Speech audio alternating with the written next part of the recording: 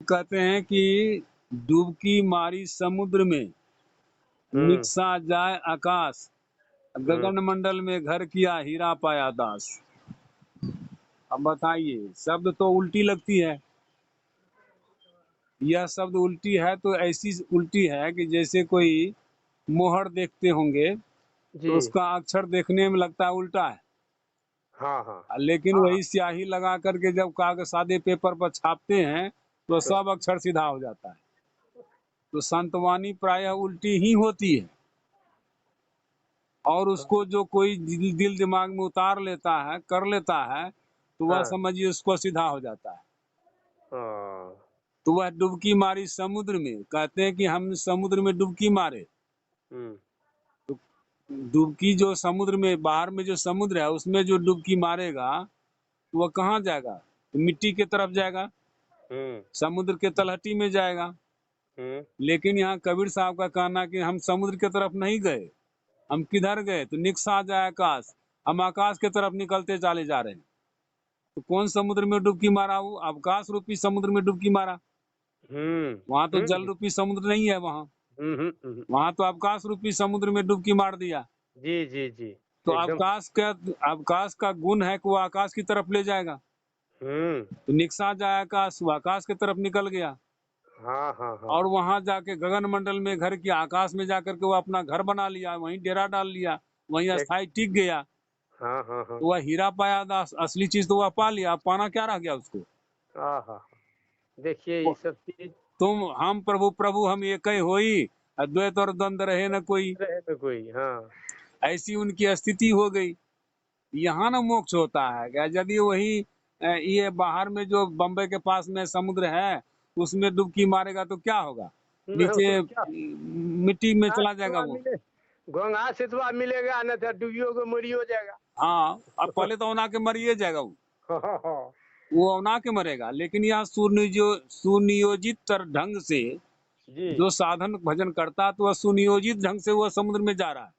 जी एकदम सही बात। और ऐसा समुद्र है कि वह समुद्र उदाहरण में नहीं आता है।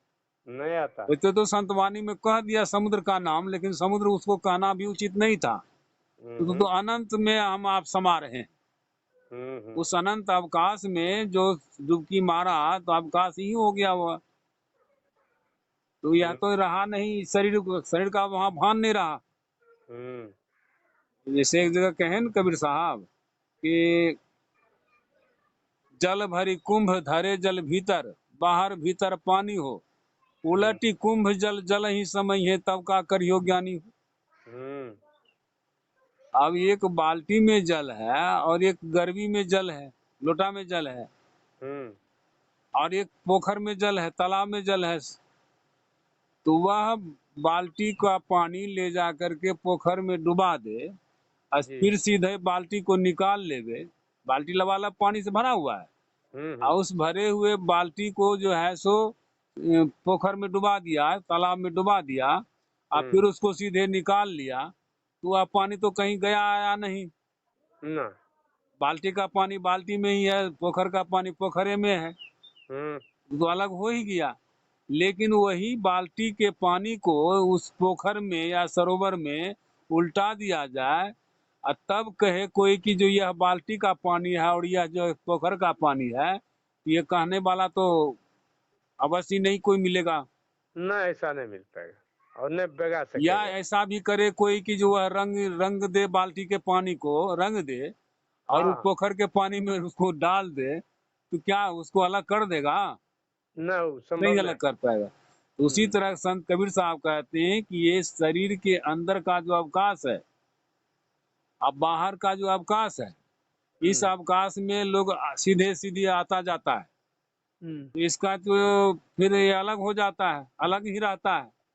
लेकिन कोई इस शरीर रूपी पात्र को उल्टा दे, यह अवकाश जो है सो बाहर वाले अवकाश में मिला दे, और तब यदि कोई कहे कि नहीं यह अवकाश का, यह शरीर का अवकाश है, यह बाहर का अवकाश है, तो हम उसको मर्द सराहेंगे। ऐसा कहने वाला आज तक ना कोई मिला है, ना मिल सकता है। तो वो अवकाश अवकाश में मिल गया, तो वह कहीं गया नहीं, सिर्फ उसके ऊपर से ये जो शरीर रूपी पर्दा था वो हट गया, जी। उससे कोई उसको संसर्ग नहीं रहा। और हम्म। यही नहीं होने के कारण संसारी जीवों को जो यह लगा रहता है कि हम शरीर हैं, शरीर में रहेंगे, शरीर में सब काम होता है, तो शरीर का ख्याल रहने के कारण फिर से शरीर बन जाता है। हम्म। जैसे किसी पेड़ को काट दीजिए, जड़ के